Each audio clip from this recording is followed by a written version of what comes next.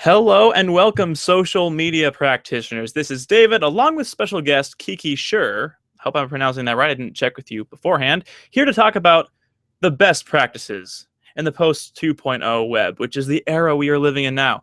We are currently live on YouTube, on Ustream, on YouNow, on StreamUp, Periscope, Meerkat, Mixlr, and Blab. That is a total of 8 streaming websites. Hashtag no pressure. Hashtag no pressure. Exactly. What's funny is a lot of these are just, for example, Ustream and StreamUp. I get like no responses on those media practitioners. This is David, along with special guest Kiki Schirr. I'm hearing my voice. Hope I'm pronouncing that right. I didn't check with you beforehand. Okay.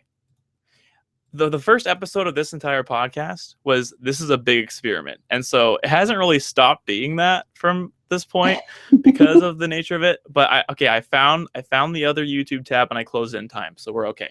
Okay, anyway, Awesome. I'm going to get on to the topic here, and it is all about Product Hunt and how it works. So I actually have the author of the Product Hunt manual here, Kiki.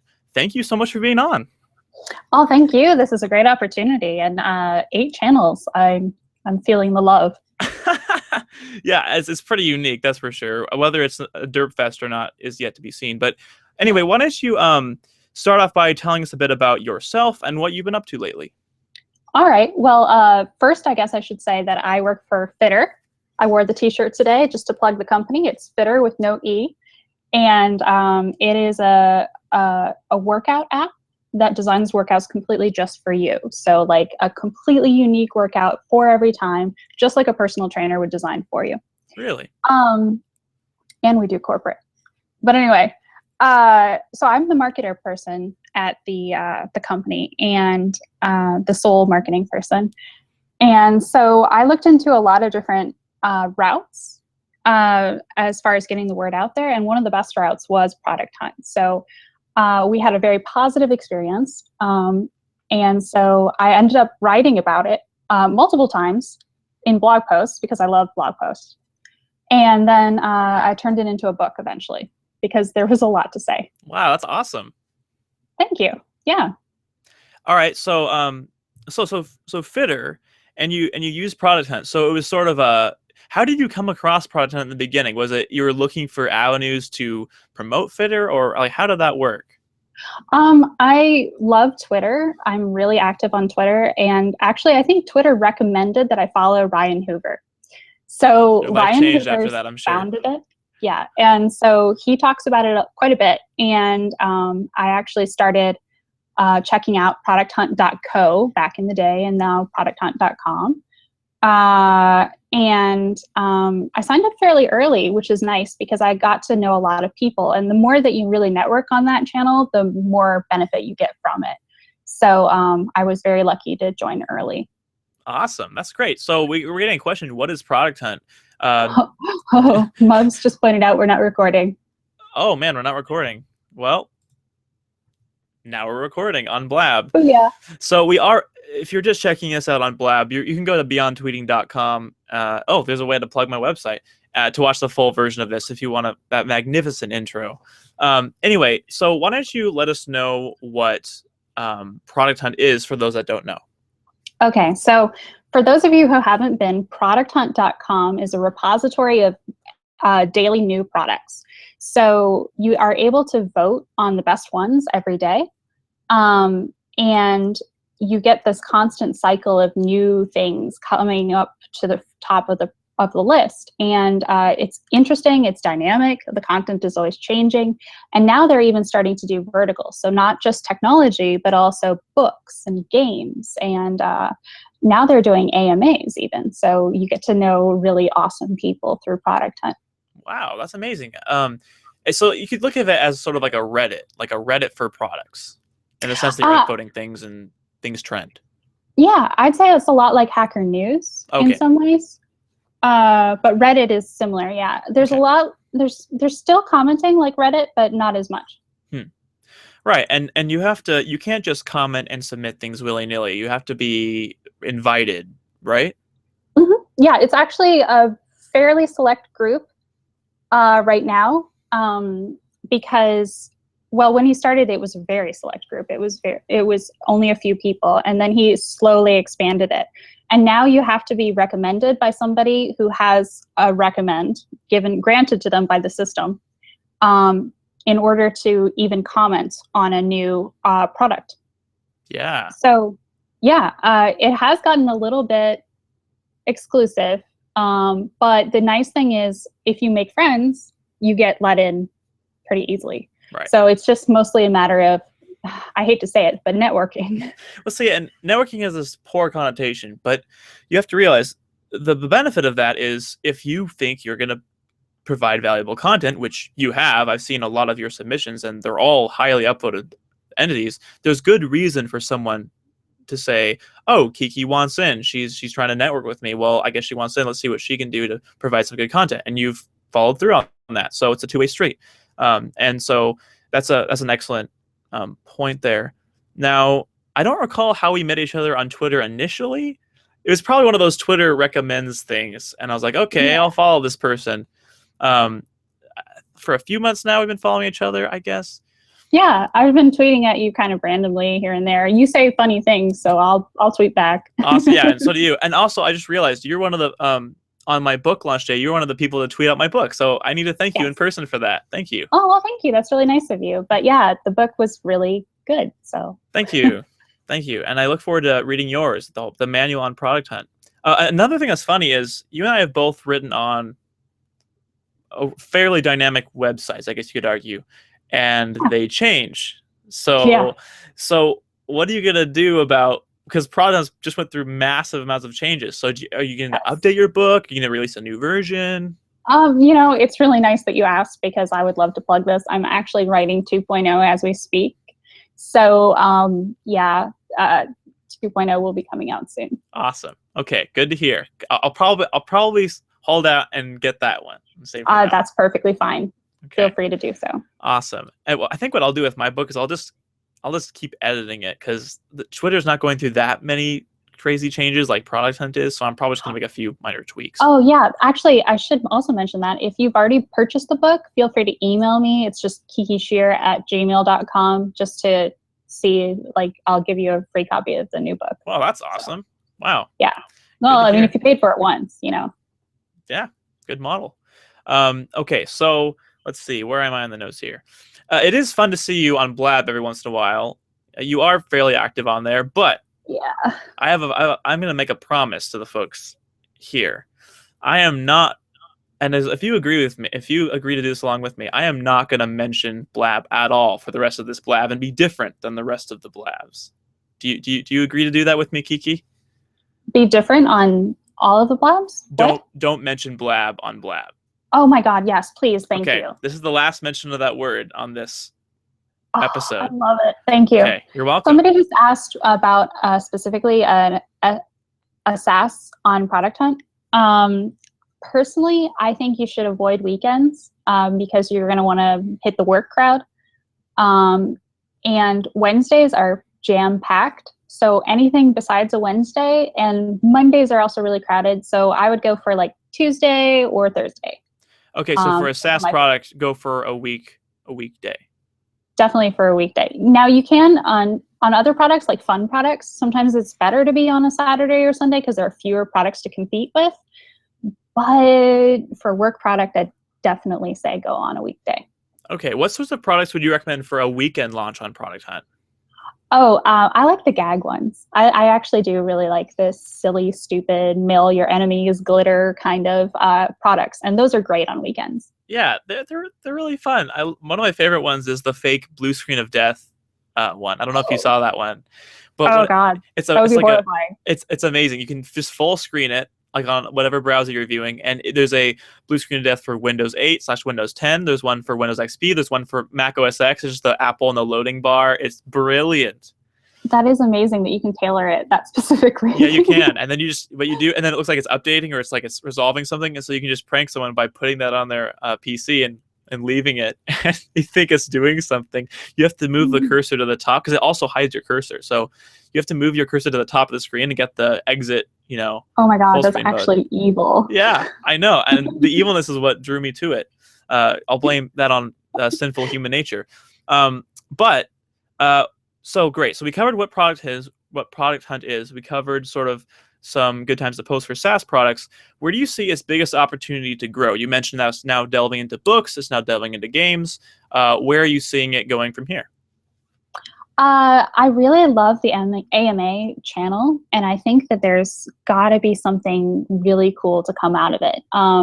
It is pretty cool on its own, but I just see that going further and further. Okay, for those that don't know what AMA is, can you explain what AMA is? Oh, I'm sorry. AMA is a holdover from Reddit, where you go online and for a duration of time, you'll answer any question. And it stands for Ask Me Anything.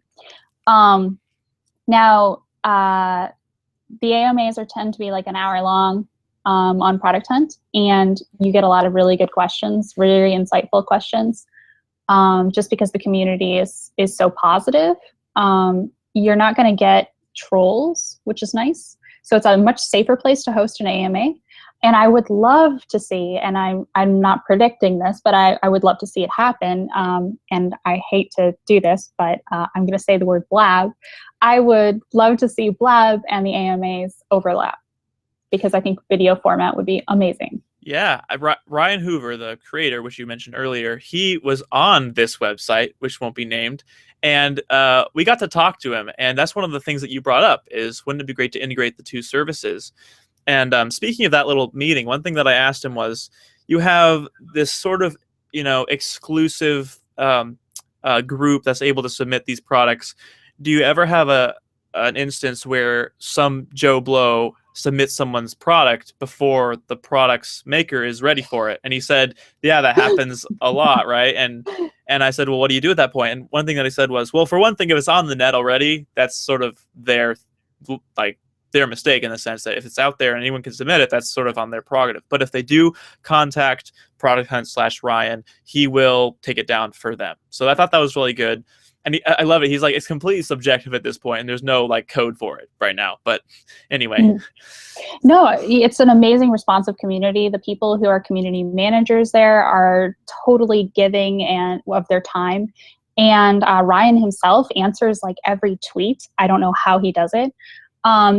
So if you ever have a problem with something related to Product Hunt, you can definitely ask them. The other thing I would love to give them major kudos for is reaching out in the community to underrepresented minorities and to women. They've done a really good job of keeping it exclusive and tailored and small, but still reaching out to people who might not normally be able to network as well. So he had some recommends and invites to give out specifically to underrepresented minorities, specifically to women, in order to foster the conversation. And it was amazing. It worked really well. Great. That's good to hear. I had no idea about that. Yeah, they don't talk about it much. Yeah. Let's see. Now, of the products that you have submitted, first off, yes. I'm just kind of going down the list here. How do you find these lesser known products? How would you stumble upon these? Okay, well, first, I've got to admit, since writing the book, most of the products come to me. But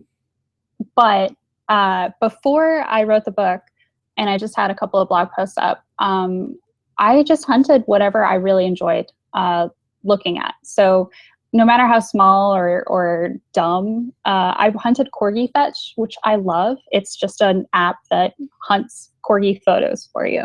And it did pretty well. And the maker said thank you, and he was nice about it and everything. But the other thing that I like to do, and some people do enjoy doing this, is posting hometown ones. So I like to hunt ones that are from Tampa or from Blacksburg, Virginia. And then I also really like to post ones that I think have social good. So underrepresented minorities in tech, women in tech programs, charities, that sort of thing. I tend to seek those products out. Okay. And how do you find, what's the actual process for finding those things? What do you use? Google sometimes, I know that sounds really cheesy, but I'll just be oh, I wonder what resources are out there, and I'll just Google a phrase. The other things that I do Stumble Upon. Nice. So you can still use Stumble Upon as something for that.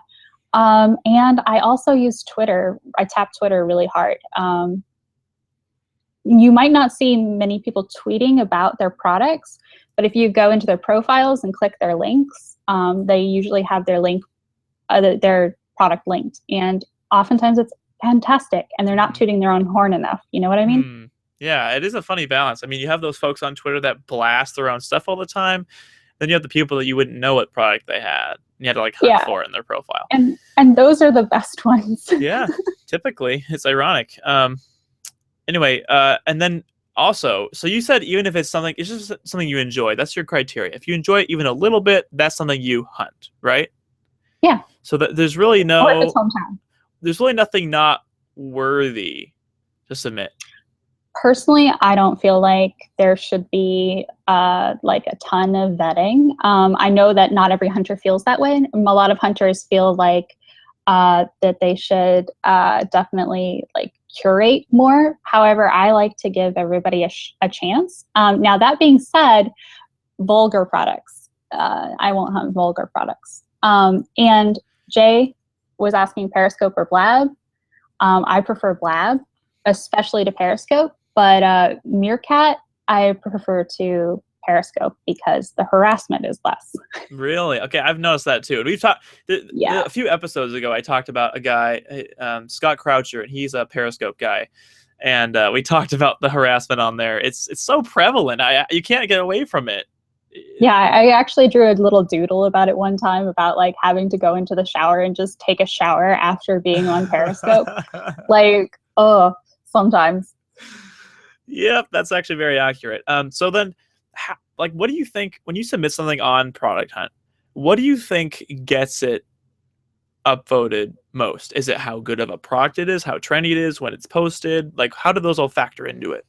There are going to be a lot of products that just naturally do better, and those are going to be ones that are geared toward the category that they're in. So, like, if they're in the tech category, products for tech people, like SaaS products do really well. SaaS products, excuse me, and products that are fun for geeks do well, and products that are funny do well. Products that don't do well are geared toward people who wouldn't necessarily know about Product Hunt. And if you want yours to perform better, the best way to do so is to just inform people, and don't ask for votes, but like inform people that you're on Product Hunt that day, because you can game it a little as far as some popularity votes. But you should also let your product users know about it, because a lot of them will be on Product Hunt. Okay. And that's what's funny. A lot of these startups do start geared more towards tech, and then when they get bigger, they add other things. Mm-hmm. And like you think about Twitter, like in the earliest days, it was like only tech people, and now it's everything. And so I think that's sort of every startup's dream is to not just be in the tech crowd. Like the tech crowd, like they love it, but they hate it. Like they love it in the sense that they're the adopters in the beginning, but they hate it. It's like, oh, we still only have the tech crowd. Like we want to branch out from there, right? Yes, exactly. I feel like it's tech crowd, then the marketers, they swarm like crazy. And then I feel like it's gradually like more and more people but like those two, and then the robots, then they go. And then the MySpace creeper catfish people. Right. I always say this. I love Gary Vaynerchuk's idea about marketers come in and ruin everything, because that's exactly what happens. I mean, I hate to say it because I am a marketer. Me too. But yeah, sometimes we have a tendency to self-obsess. So as long as you're actually conversing and like adding, that's better than talking about yourself. Exactly. Never mind. I was going to say something about that which shall not be named. You already have. You've slipped a few times. I tried not to. It's hard not to. It's all right though. All right. So now, other than sort of what you've already covered, is there anything else in the manual that would like particularly benefit startups, that's curtailed to like startup companies, and how would they benefit from it? I think that actually this is really good advice for anyone. But one of the things I have in there is like a workbook, and one of the exercises in the workbook is to go through and just make yourself a list of people who've got your back. And I mean, it sounds really simple, but like on the day of, you forget some people that like genuinely wish you well and would gladly share a tweet on your behalf. So it's really worthwhile to, in advance, make a list of some people who you think would help you. And growing that list is also important. And the only way to grow that list is to be nice to other people. So ultimately, Product Hunt is a lot about being nice to other people. Interesting. Economics. People doing stuff. Basically. I mean, I wouldn't say it's a trade. It's not tit for tat. It's more like just be engaging, be fun, you know, have a good time and make friends. Nice. That's awesome. Yeah, Seth Louie here on Blab says, I think that's one of the most important things. And as do I. And Vernon saying that this social network is an example of marketers jumping on board all at once and overwhelming something. Yeah. It's funny though. Keep going. I have to say that to Vernon's point, I have to say that part of the problem is that a lot of people are used to Periscope and they're used to Meerkat. So they get on Blab and they're like, oh, let me monologue for, 3 minutes because I do that all the time. And then they forget that there's another person in the room going, I have something to say. And the little bit of delay makes it so like if they finally pipe up, the other person's kind of like still talking, and then they interrupt each other, then they wait, and then they interrupt each other, then they wait, and that whole dance. It's like when you're on like a busy sidewalk and you walk into someone and you try to go left, and that whole thing. That happens all the time on here. It's pretty funny. Yeah, I have to agree. Yeah, so there has to be some code. Someone's got to create some code of what to do when if someone's talking too much. Or if like you're interrupting each other, like some universal signal, something. There has to be some code that people create to deal with it. Just I think you've got a point there. There should be hand signals. Yeah, just like people know, adding a winky emoticon on the end of a line of text makes it really ambiguous. That's just sort of understood now. That's like code, right? So in the same way, now it's evolved beyond text to video. So there has to be some sort of code in that sense now because it becomes so mainstream. Oh, they have it up. Oh, that'll be interesting. We got to check that out after this. Seth is saying that there's a Blab code, and we are sadly uninformed on the Blab code. Someone should make one. Oh, Britt made one. Okay, cool. Yeah, Brittany is so on top of things. No kidding. Of course, she came up with that already. She is all over the place. Doggone it, we're talking about that which shouldn't be named.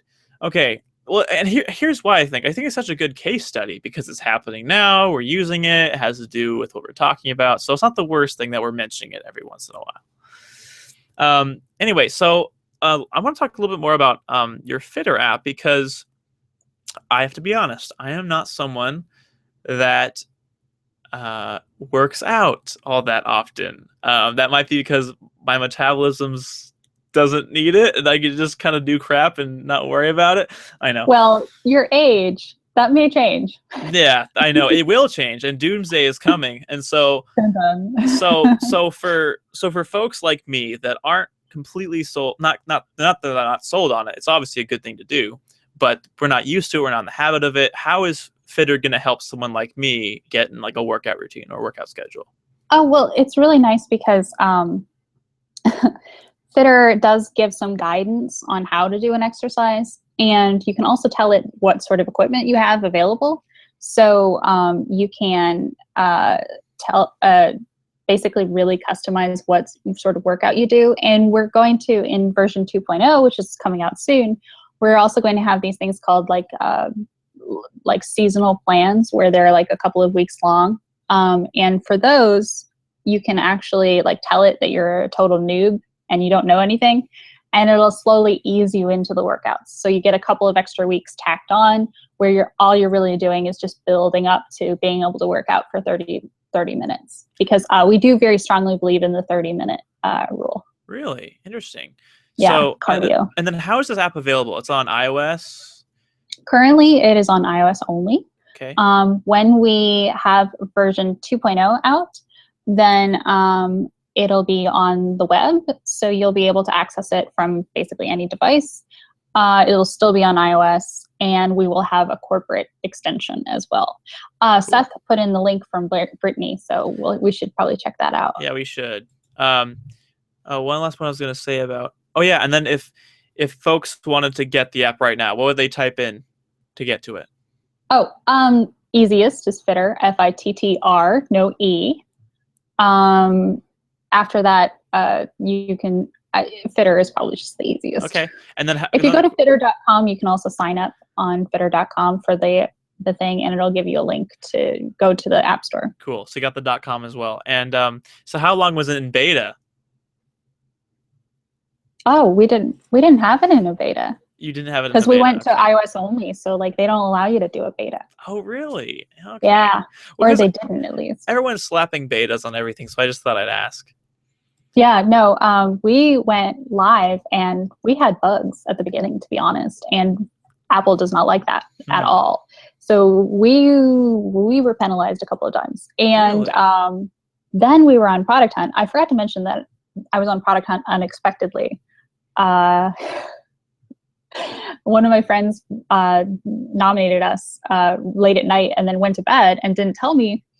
And so I was like buying Red Bull in the morning at Walmart, and suddenly my phone blew up with mentions because I had to set an alert for Fittr, and suddenly it's like ding, ding, ding, ding, ding, ding, ding, ding, ding. Wow. So yeah. That's cool. Yeah, it was really nice, but it was kind of funny. So. See you, Seth. Thank you for joining us in the chat. So shall we review this guide? Because now we mentioned it more times than we admitted that we would, we might as well just go all the way. Hell yeah. Sounds good. Okay.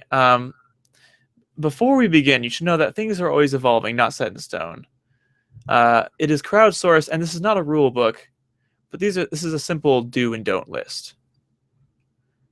Are you viewing it too? Oh, no. I forgot to open the link. Okay, I was like wondering what you were talking about. No, open the link. Sorry about that. No, read along. Okay. You read off the yays and I'll read off the nays. Oh, no. It's okay. Just maybe we should, don't blab and drive. That's a good one. And don't creep people out. Oh, has that happened a lot? The rule that I have.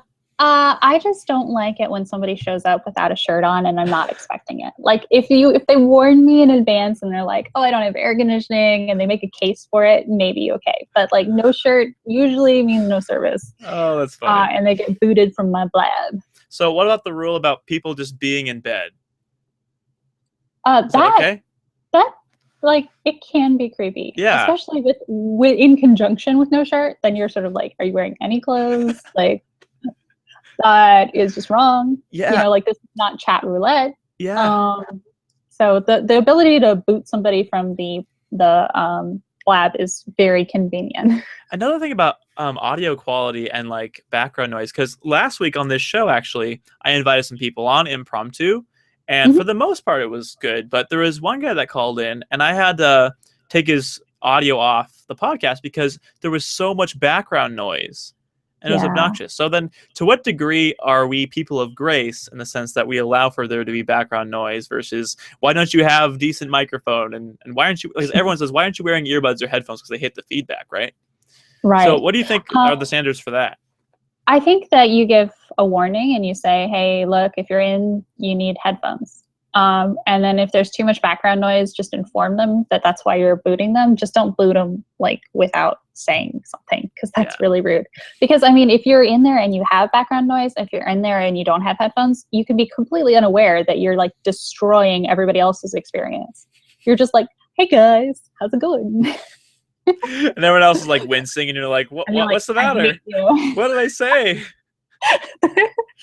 Yeah. Or the best is like when you're talking and somehow like you muted yourself and you're just doing the whole talking thing and no audio, and oh man, saying really insightful things, the best things you'll say all evening, just right then when you completely muted. That was the one chance you had and you blew it.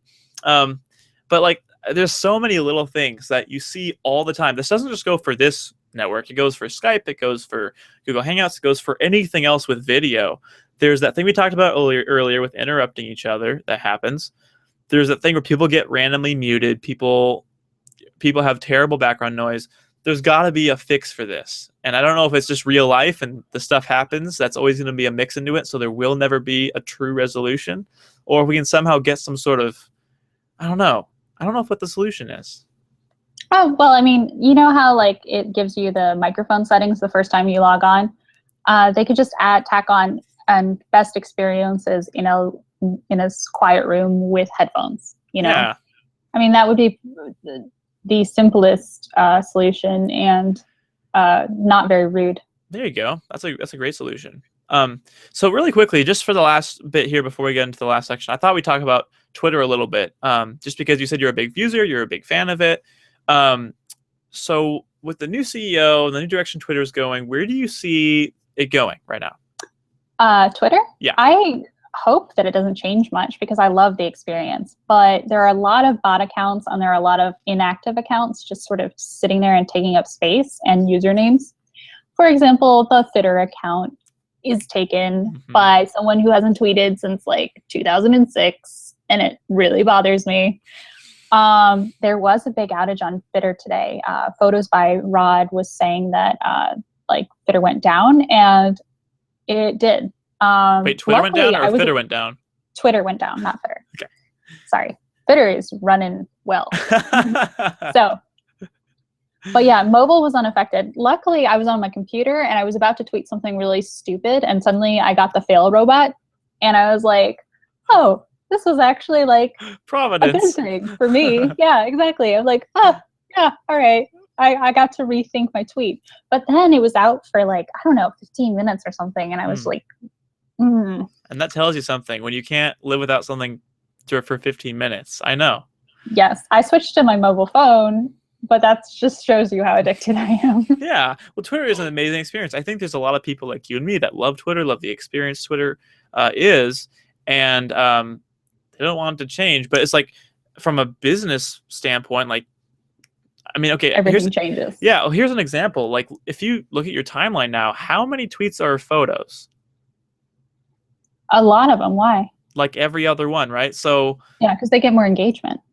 And they do, and everyone knows that. So that's why everyone's doing photos. And that just concerns me for some reason. Like, I don't know. Like, it used to be all text and short text, and that was readable and easy. And then they introduced like Instagram, then they took that out, the integration, and they did all these little things. So now it's very, very visual. GIFs. Yeah, now they have GIFs, which is great. Like and the little vines you can embed and GIFs and all that, which is great. I mean, we want more features, but at the same time, it's sort of taking away from the 140 character idea. It started. Oh yeah. Plus, in DMs, they took away the 140 character limit, which actually I'm a giant fan of them changing that. Me too. DMs are fine. Yeah. I don't know. I think that visuals are very important, and I think that it was a good idea in order to compete with Instagram, which has been called the dumb people's Twitter. I don't agree with that because I'm a very visual person, so I use both. But it is basically like just a visual version of Twitter. So in order to compete with that, I mean, you've got to just get with the times. And millennials especially are so visual. So makes sense. That's one thing I love about visuals is iconography, how you can say so much about something without using text, right?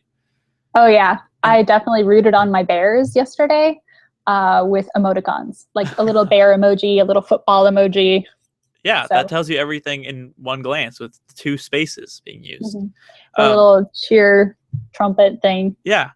What I love on like on mobile phones, for example, is you have these universally understood icons that we don't actually use anymore. For example, the phone icon is a landline telephone icon.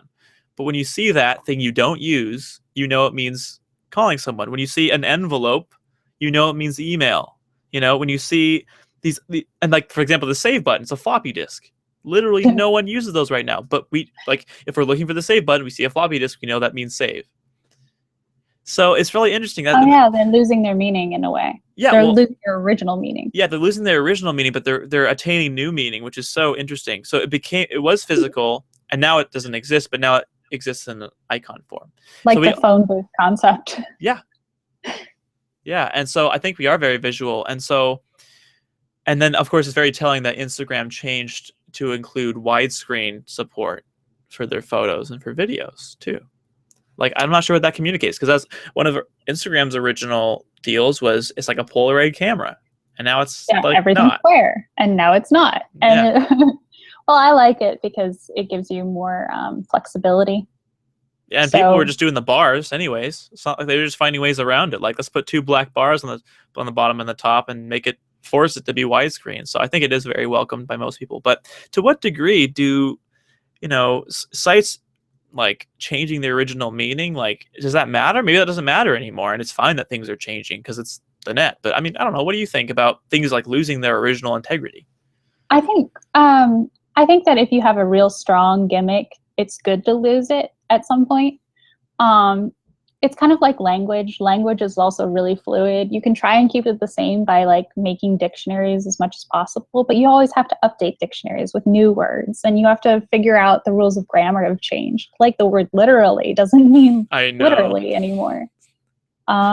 So, and you just sort of have to give up on some things. Yeah, it is really interesting. It's like this is kind of a weird tangent, but it's like author's intent too. The big debate about when someone writes a work of poetry is like what matters more, what the author intended it to mean or what you take it to mean. And so that's a whole other subjective world. That's probably for another podcast. But I just That want would to be end a with nice podcast, a long one though. yeah, it would be. I just want to end with this is a really weird comparison, but it's like when you said Instagram is the dumb person's Twitter. Not that you think that, Oh no, I don't think that. right? But it made me think like you could argue in the same way that Pinterest, along that same line of reasoning, is like a slimmer down version of Tumblr because it's visual only, repins, favorites, so kind of similar.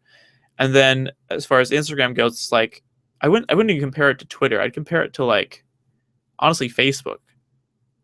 It's like if you Huh. took Facebook and you stripped out every text and all the notes and only had photos, they'd be very similar. And made it pretty. Yeah, I Because guess that's Facebook true. isn't pretty. Facebook is like, look, I saw a giant spider. Before I smushed it, Oh I took a yeah. photo. That happens on Instagram too once in a while though, unfortunately. Mm. Yeah, I don't like that. I don't Me like neither. scrolling through my feed and seeing a giant spider. That's not my favorite. A trend that I'm seeing though is people don't like Facebook. More people are complaining about it and they just don't like it in general. Like I'm using this because I have to, not because I want to. And everyone on Twitter, like you and me, is like, I love Twitter, please don't change. And everyone's like, I don't like Facebook. Yeah, screw Facebook. Yeah, I totally agree, actually. Yeah. But I'm biased. Yeah. Well, to be human is to be biased. So, and then this is the part of the show called Ask David V, where I ask questions and you answer them. Question of this episode is: will you be buying an iPad Pro and why? So I guess since you're here, Kiki, I might as well ask you. And then, of course, any of the listeners, if you're listening and you have a response about this, please contact me and give me your response. So, Kiki, what about the iPad Pro? I'm probably not going to buy it. I really wanted to get a Surface Pro, and it's basically a clone. So I would really prefer to get the Surface Pro, just because I want to switch it up a little bit. So I'm not going to get it. It does come in rose gold, though, right? And oh my God, that's gorgeous. So that did sort of give me a case of gimmies, but it's actually kind of interesting because I've seen there's a company called Crunchy, and they make something called Padzilla, and it's a giant iPad.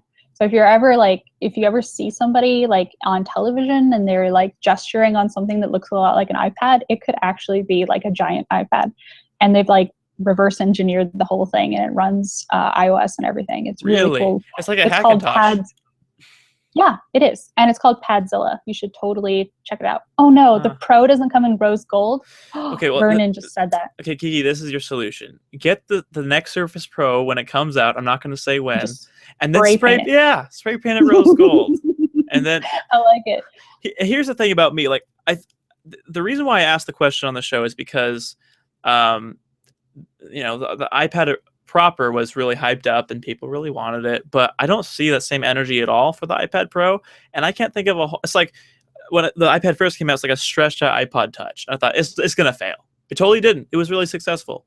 Now we're seeing a slow in tablets, but finally when Apple makes the response to Microsoft's Surface Pro 3, they make an even more stretched out iPad. It's like, really? Like Like the whole point of Yeah. the Surface for me is it's a desktop grade operating system. Like that's a no compromise, full capability PC Yes. in the tablet form. That is the Yes. selling point.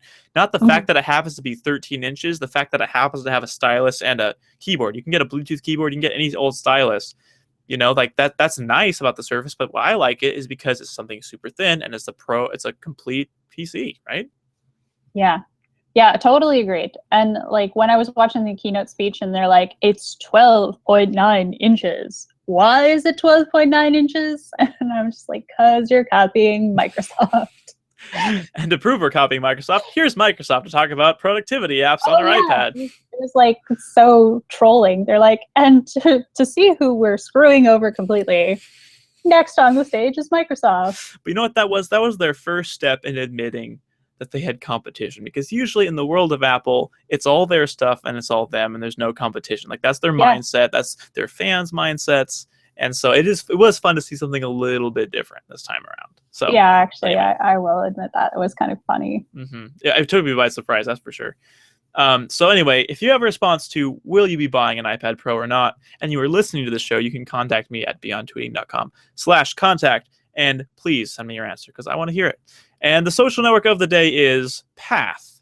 Path is one of the mobile-only social networks that I really enjoyed using back when it was really new, and it annoyed me that there was no website. That was like, I love desktop websites a lot, and I'm probably in the minority. Like I wish Snapchat had a website so I could view stuff. Like I wish Path had one. I love the desktop. I'm married to it, and I'm a complete minority for that, but I love it. So my first frustration about that was Path. Why don't you have a .com, or why don't you have a browser website? But basically, what Path is, originally you could only have up to 50 friends, so it was like a closer, more intimate social network where you could share your location, share what music you're listening to, just post messages to your friends. And it was really cool. I loved it because it would log on who's viewed your post. It would log on where your friends are. And so it was just a great way to connect with people that very, very different from Twitter, which is completely open. And you don't want to be sharing your location every other second compared to Path, which is a lot smaller. And now you kind of open it up. You can add more friends. And it's available on iOS. It's available on Android. And it's available on Windows as well. But not enough people have been using it for me to keep using it regularly. But I love the concept and idea for it. Yeah, it's really big in Indonesia. Really? Yeah, giant, actually. And so I think that's why they opened up the limit, personally. That's just my guess. And they have a talk application that's similar to Facebook's Messenger one. It's a standalone messaging app. Oh, and did you see Kong? Path made Kong, Kong. And it is like King Kong. And it is just a Jiffy maker. It like makes GIFs, whatever, and of your face, basically. And I use it actually sometimes. It's the most pointless app in the universe, but I love it because like if somebody says something stupid and I just want to give them that face, like, yeah, I can do it now. Wow. So I love it, and I can do the head motion and stuff. Yeah. So wow, Kong, that's my path. Check it out. Kong. Okay. I'm definitely gonna check that after this podcast. That's awesome. So now let's take a trip to the app graveyard. This is where applications and services go that are no longer with us. And today's dearly departed application is Pounce. It was a short-lived microblogging website that some compared to Twitter, others compared it to Yammer. It was launched in 2007 and it was shut down basically a year later when it was acquired by Six Apart. And I didn't know much about it, but I heard the name like a few times, Pounce. And yeah, I guess it wasn't sustainable and it died, which happens frequently. Now we're on to immature impersonations. Maybe they're good, maybe they're bad, but they're certainly immature. And today's, I switched it up. I'm going to be Kip from Napoleon Dynamite. And you're familiar with that movie, right? That's the one with like alpacas and llamas and stuff. Okay, so you've probably seen it like once and wasn't a fan. Yeah, maybe not. Oh, darn it. Well, I'm going to impersonate